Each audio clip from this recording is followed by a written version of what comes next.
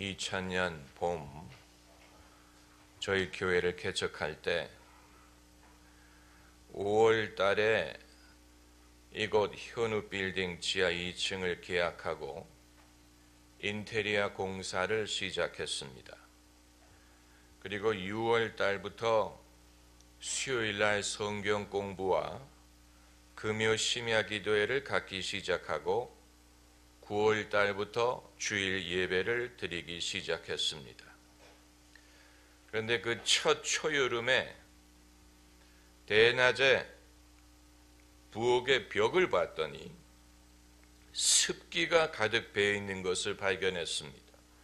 결로 현상이 발생한 것입니다. 외부는 덥고 실내는 서늘하다 보니까 습기가 벽에 이슬처럼 맺혀서 일어나는 결로 현상이 발생한 것입니다. 그래서 부랴부랴 제습기를 구입해서 제습기를 24시간 가동하기 시작했습니다. 교회 개척 초기에는 제습기에서 물 빼는 것이 일이었습니다. 예배당에 도착하면 제일 먼저 하는 것이 제습기에 물을 빼다가 갖다 버리는 일이고, 퇴근하기 직전에 하는 일도 제습기를 틀어놓고 퇴근하는 일이었습니다. 그렇게 해서 첫 겨울을 맞이했는데 어느 날 주일날 아침에 눈이 많이 쏟아졌습니다. 그런데 지하 주차장에 주차한 차들 바퀴와 차에 얹혀있던 눈이 녹으면서 그 눈이 바닥에 스며들어서 예배당 천장에서 물방울이 떨어지기 시작했습니다. 그 지하 주차장에 방수 페인트 칠을 했지만 부분 페인트가 벗겨져 있었는데 하필이면 제 차에 묻어있던 눈이 녹으면서 그 페인트가 벗겨진 틈으로 물이 흘러서 지붕에서 천장에서 물이 새은 것입니다. 그 다음에 여름에 여러분도 기억하실 것입니다. 게릴라성 호우가 쏟아졌지요. 하필이면 주일 새벽에 물이 하수구로 다 빠지지 못하니까 지하 주차장 램프로 빗물이 흘러내려와서 사람처럼 계단을 내려와서 예배당 바닥에 한 2cm 정도의 물이 고였습니다. 그게 하필이면 주일 새벽에 일어난 일이에요. 그래서 부랴부랴 예배 전에 성도들을 동원해서 물을 퍼내고 물을 닦고 의자를 닦고 겨우 시간에 맞춰서 주일 예배를 드릴 수 있었습니다. 아마 기억하는 분들 계실 것입니다.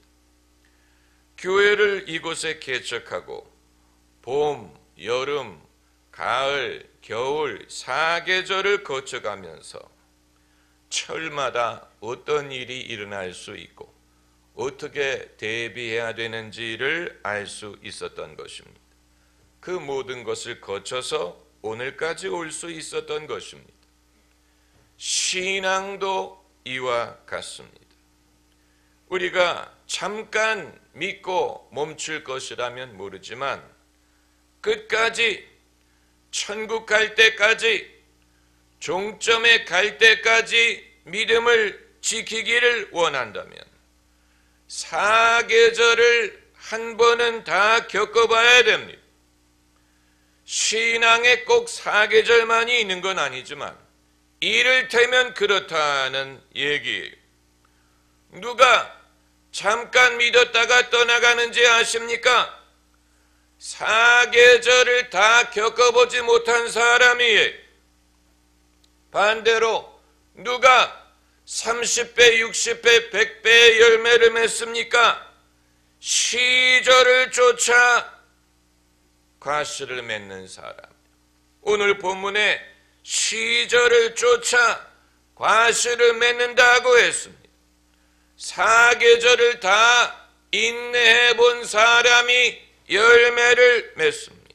좋을 때, 힘들 때, 낮아질 때, 높아질 때 모든 시절을 겪어봐야 됩니다. 저는 과거에 잠깐 저희 교회를 나왔다가 번개처럼 사라졌던 분들을 기억합니다. 물론 그분들 사연을 제가 다 알 수는 없지만 제가 추측하기에는 그분들이 애초에 저희 교회를 찾아온 이유가 예언 기도를 해준다고 하니까, 안수 기도를 해준다고 하니까, 호기심 내지는 뭔가 얻을 게 있을까 하여 왔다가 기대했던 것과 다르기 때문에 떠나간 사람들이 있었으리라고 생각합니다. 반대로 저희 교회에 지금까지 오래 계신 성도님 중에는 저에게 특별한 기도를 받으러 나오지 않은 분들이 많습니다. 희한하지 않습니까? 저는 그게 우연한 일이 아니라고 생각합니다. 저의 예언 기도를 사모했던 분들은 아마도 그런 기도를 받으면 마술적으로 자신들의 문제가 해결되리라고 기대했던 것 같아요. 일시에 마술적으로 문제가 해결이 되고 소원을 이룰 수 있으리라고 생각을 했던 것 같습니다. 그러나 우리 인생의 문제는 늘 그런 식으로 반짝 해결될 수 있는 것이 아니에요. 문제가 생긴 것도 반짝 생긴 게 아니고 오랜 세월에 걸쳐서 문제가 발달을 한 게 아닙니까? 그렇다면 그것이 해결되는 길도 오랜 기간 인내하면서 차근차근 풀어야 되는 것입니다. 우리의 소원에 대하여 하나님이 늘 우호적인 것은 아닙니다. 하나님이 늘 예스라고 대답하시는 게 아니고 노라고 대답하실 때가 있습니다. 그것도 대답은 답이에요. 노라는 응답도 응답이에요. 다만 우리가 바라던 것이 아닌 응답인 것이지. 하나님이 늘 예스라고 대답하신다고 가르치는 목회자가 있다면 그 사람은 거짓 선지자요 사기꾼입니다. 그렇다고 하나님이 모든 기도를 노라고 대답하시는 것은 아닙니다. 응답하시는 기도가 있고 기다리게 하시는 기도가 있고 허락하지 않는 기도가 있습니다. 우리가 천국 갔을 때 하나님께 여쭤보고 싶은 질문 1순위가 바로 그것입니다. 왜 어떤 기도는 들어주시고 어떤 기도는 안 들어주셨습니까? 알 듯 모를 듯 하지만 이것은 신학적인 문제가 아니요 실존적인 문제이기 때문에 누가 설명을 한다고 납득할 수 있는 건 아니에요. 어떻게 보면 우리 자신도 이유를 알 때가 있어요. 이유를 알지만 납득하지 못하는 것입니다. 많은 사람들이 이 질문에 답을 하려고 애를 씁니다. 정욕으로 잘못 쓰려고 구하기 때문에 안 들어주신다느니, 우리에게 유익하지 않기 때문에 안 주신다느니, 아직 때가 되지 않았기 때문에 안 들어주신다느니, 이미 받은 것이 많기 때문에 안 들어주신다느니, 용서해야 될 사람을 용서하지 않았기 때문에 응답이 되지 않는다느니, 여러분, 이 모든 것은 개별적으로 다 맞는 얘기고 성경에 있는 말씀이지만 결정적인 오류가 있습니다. 기도의 응답을 기준으로 하나님을 판단하려고 한다는 것입니다. 기도가 응답이 되면 하나님이 계시고, 기도가 응답이 안 되면 하나님이 안 계시고, 기도가 응답이 돼야 하나님이 선하시고, 기도가 응답이 안 되는 걸 보니 하나님은 안 선하시다, 기도의 응답을 기준으로 하나님을 판단하려고 하는 것은 오류입니다. 그건 마치 양재역에서 한남대교 방향으로 경부고속도로에 진입하려는 것과 비슷합니다. 진입 못합니다. 막아놨어요. 그쪽으로 가면 안 돼. 마찬가지로 기도의 응답을 기준으로 하나님을 판단할 수 없습니다. 하나님은 하나님이십니다. 하나님은 당신이 원하시는 일을 하십니다. 그렇기 때문에 하나님은 우리를 위하시지만 그렇다고 우리 소원 들어주기 위하여 존재하는 분은 아니에요. 하나님은 산타클로스가 아니고 하나님은 택배원이 아니고 하나님은 우리의 심부름꾼이 아닙니다. 우리의 소원을 들어주기 때문에 계시고 안 들어주기 때문에 안 계신 게 아닙니다. 때로는 안 들어주시기 때문에 하나님이에요. 안 들어주시기 때문에 우리가 하나님을 하나님으로 인정하고 순종하는 것입니다. 안 들어주시기 때문에 하나님 앞에 겸손하고 인내하고 신앙을 배울 수 있는 것입니다. 하나님이 안 들어주시지 않는다면 어떻게 우리가 순종을 배우겠습니까?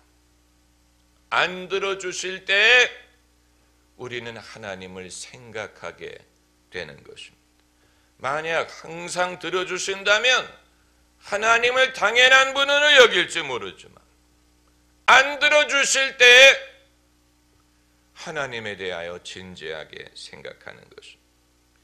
이 시대의 대중적인 기독교가 사람들을 오도한 부분이 바로 여기에 있습니다. 많은 성도들에게 거품을 남겼습니다. 여러분, 성경에 어느 누구도 기도에 대하여 기도빨을 자랑한 사람이 없다는 사실을 아세요. 기도빨을 자랑한 사람 아무도 없어.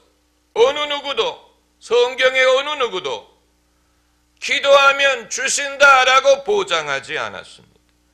유일하게 구하면 주시리라고 말씀하신 분이 예수님이기 때문에 이런 말씀을 하실 수 있었던 것입니다. 그 이외 사람들은 그런 말을 하지 않았습니다. 그럼 예수님의 말씀은 어떻게 이해하란 말입니까? 제자들의 삶을 보면 이해할 수 있습니다. 제자들이 예수님이 구하라 그리하면 주시리라고 했다고 제자들이 그 가르침을 가져다가 장사했습니까? 그들이 어떻게 하면 기도의 응답을 얻는가 비결을 세미나를 가르쳤습니까? 그걸로 사람들을 모아서 강연했습니까? 어떻게 하면 성공적인 인생을 살 수 있는가를 돌아다니며 가르쳤습니까? 아니지요. 아니에요. 제자들에게 예수님은 구하라, 주시리라, 문을 두드리라, 열리리라 그렇게 가르치셨지만 제자들은 그것을 가져다가 장사하려 하지 않았고 그것을 이용해서 호강하려 하지 않았습니다. 그 대신 다 순종하고 순교했어요. 여러분, 그것을 우리가 유념해야 되는 것입니다. 요즘 세상에서는 소위 기도빨을 경험한 사람, 이적을 경험한 사람이 그것을 미천으로 장사를 하려고 합니다. 그래서 여러분도 어떻게 하면 저처럼 소원의 응답을 받을 수 있느냐? 여러분도 저처럼 병이 나을 수 있느냐? 이것을 가르치려고 하는데 주님이 그것으로 장사하라고 그걸 허락하신 게 아니에요. 베드로든 요한이든 야곱이든 바울이든 어느 누구도 하나님이 내게 이처럼 기도를 응답하셨으니 여러분도 저처럼 기도하세요. 여러분도 응답을 받을 것입니다. 이런 식으로 가르치지 않았어요.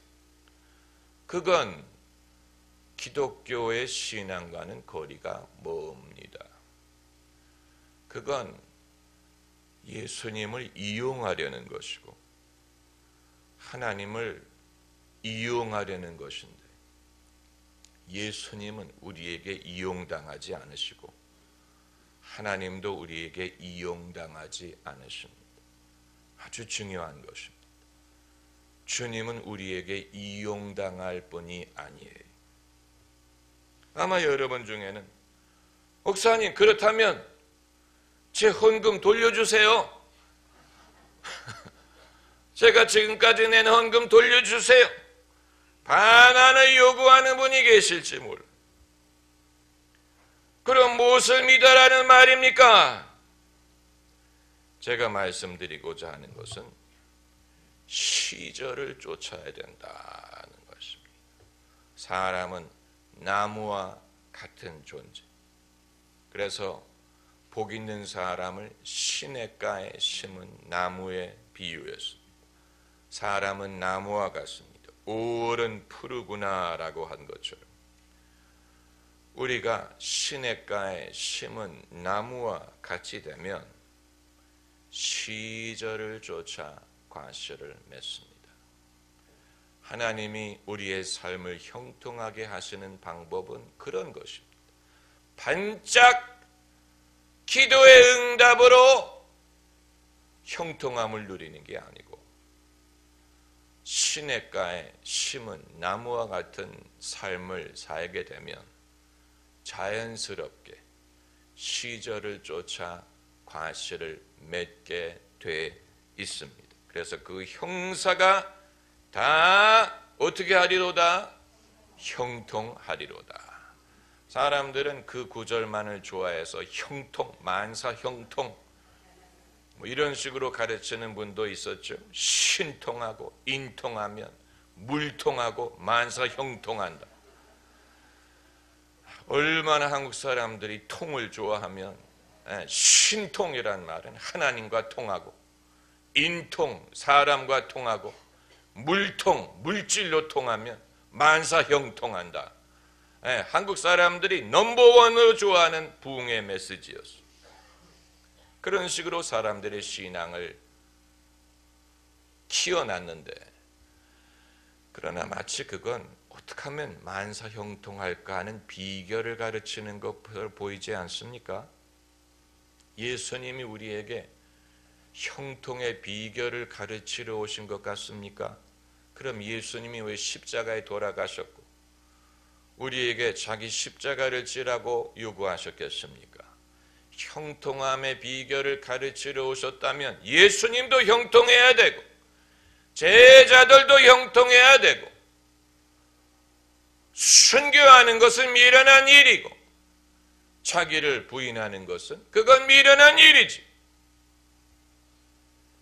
형통함의 비결을 가르치기 위하여 예수님이 오신 게 아니라면 교회가 세상에 전하는 메시지도 어떻게 하면 우리가 형통할 수 있는가 하는 것이 아니, 그럼에도 우리는 형통할 줄을 믿습니다.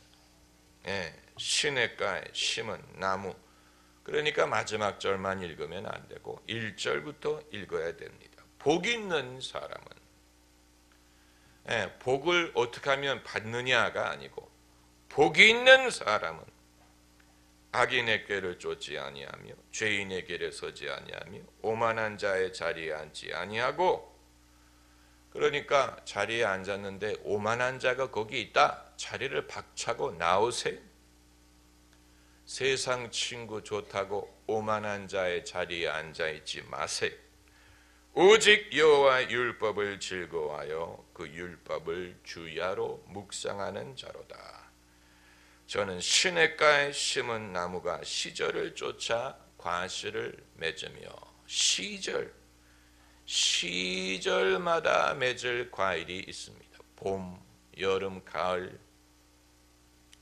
우리의 인생에 낮을 때 맺을 과일, 높을 때 맺을 과일, 젊었을 때 맺을 과일, 나이 들었을 때 맺을 과일, 미혼으로 살 때 맺을 과일, 결혼한 후에 맺을 과일, 평신도일 때 맺을 과일, 주의 종이 되어서 맺을 과일, 시절을 쫓아 시절마다 달라요. 시절. 신앙이 막 성장할 때 맺을 과일, 신앙이 성숙하였을 때 맺을 과일이 다 다릅니다. 시절을 쫓아야 됩니다. 시절. 왜 열매 맺는 시절이 오지 않겠습니까? 반드시 옵니다. 할렐루야. 한번 따라해 보세요. 열매 맺는 시절이 반드시 옵니다. 할렐루야. 기도하십시다.